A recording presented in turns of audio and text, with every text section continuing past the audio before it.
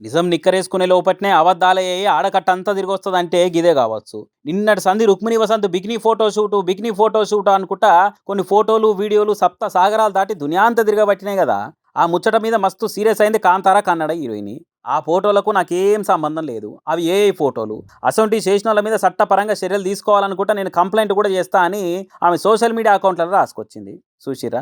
ఆమె పాటికామె సినిమాలు చేసుకుంటా షూటింగులు, మీటింగులతోని బిజీగుంటే ఇంట్లుండామని అదే సెట్లుండామని బయటేసే కథ కాకుంటే ఏందిది? అయినా శరణ్ తప్పి ఏఐ ఫోటోలు చేసినోళ్ళనే గాదు. ఇసొంటి గానరాంగానే ఎకిలిచ్చుకుంటా ఏదో పాత సినిమాల నాగమణి దొరికినట్టు నవ్వుకుంటా షేర్ చేసేటోళ్ళని గూడా అనాలే. అయినా అడ్డగోలుగా పెరిగిన టెక్నాలజీతోని హీరోయిన్‌లవై ఇసొంటియి చేస్తే బయట మామూలు ఆడవిల్లల్లో గూడా ఆళ్ళంటే పడనోడెవడన్నా బట్టె వాజుగాడు బాజాప్తా తయారు చేసి ఇంటర్నెట్‌లో ఇడుస్తాడు గదా! సెలబ్రిటీలే స్టేషన్‌కి పోయి కంప్లెయింట్ ఇచ్చేదాకా పోయిందంటే కామన్ జనాల పరిస్థితి ఎట్లుంటదింకా? చూసుకోవాలి మరి ఇప్పటి లెక్కనే రేపు రేపు ఇంకేదైనా పెద్ద ముచ్చట అయితే ఇట్లా ఇసొంటియి షేర్ చేసినా దోలాడి బర్ర బర్ర గుంజుకపోయి లోపటేసినా ఏస్తారు గావచ్చు. నేనే ఫస్ట్ షేర్ చేసినా అన్న పేరు రావాలని మందికి పంపుడో, పోస్టులేసుడో చేయకుర్రి. చేతులు కాలినాక బర్నాలు రాసుకుంటే ఏం లాభం ఉండదు మరి. మనం చెప్పే నీతులు మందికి చెప్పేతానికి తప్ప పాటించేతందుకు గాదు అన్నట్టే మాట్లాడుతుండని అంటున్నారు ఈ మాటలు ఇన్నోళ్ళు. విజనరీ ముందు చూపు కలిగిన నాయకుడని చెప్పుకునే చంద్రాల్ సార్కు జనాభా పెంచాలని ఎందుకు అనిపిస్తున్నదో ఏమో తెలియదు కానీ వరుసగా చెప్తూనే ఉన్నాడు. అయ్యా చంద్రబాబు నాయుడు సారు, ఇక ఇడుగురి మీ విలువైన మాటలు. నన్ను విమర్శిస్తున్నారు. భవిష్యత్తు సుస్థిరంగా ఉండే పాలసీలపైన కూడా దృష్టి పెట్టాను. మీరు కూడా ఆలోచించండి. భవిష్యత్తులో పిల్లలే సంపద. పిల్లలు లేకపోతే నేను మెషిన్ల కోసం పనిచేయాల్సి వస్తుంది. ఈ విషయం కూడా ప్రతి ఒక్క కుటుంబం చర్చించుకోవాల్సిన అవసరం ఉంది. అవు సారు అవు చర్చించుకోవాల్సిన అవసరం ఉన్నది, ఖచ్చితంగా ఉండాలి కూడా. ఎందుకంటే మందికి మంచి మాటలు చెప్పేటోడు పాటించాలి కదా. ఆ ముచ్చట మాత్రం చర్చించుకోవాల్సిన అవసరం తప్పకొట్టు ఉన్నది సారు అని అంటున్నారు ఈ మాటలు ఇన్నోళ్ళు.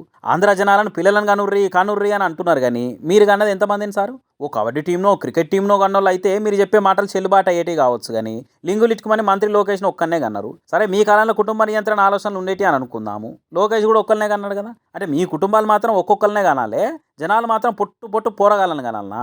మీ కుటుంబంలో ఒక్కలొక్కలనే కన్నప్పుడు మిషన్ల కోసమే పని చేయవలసి వస్తుంది అనే ఆలోచన ఎత్తికి తట్టలేదా సారు?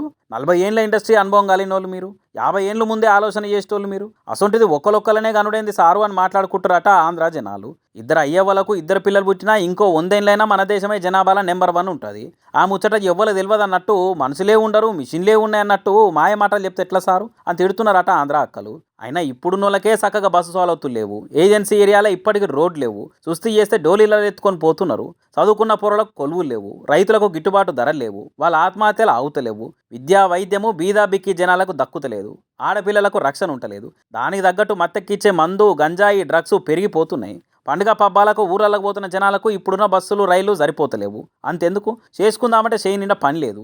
రోజు రోజుకు సామాన్యులు వాడే సామాన్ల ధరలు ఆకాశాన్ని అంటుకొని ఇంకింత ఎక్కువ ఎత్తుకుపోతున్నాయి. వీటిని చక్కదిద్దే చక్కదనం లేదు కానీ అని కోపానికి వస్తున్నారట ఈ మాటలు ఇన్నోళ్ళు.